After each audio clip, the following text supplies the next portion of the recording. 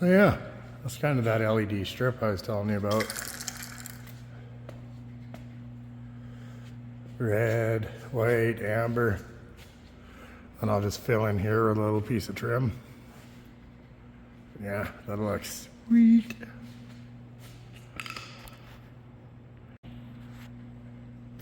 Does white too. Gonna hook that up for a courtesy light.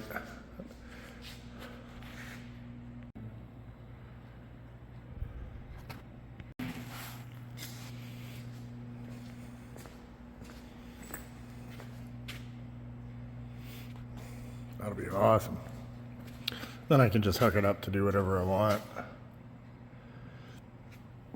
Have it red all the time, or to be legal, I could have this amber and this red if you want it.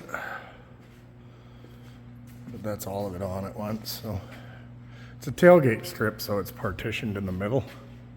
So I could have red, amber, white, amber, whatever I want.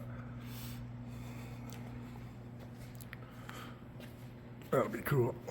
And then I'll just get a little piece of trim for right here. Finish that off, make it look good.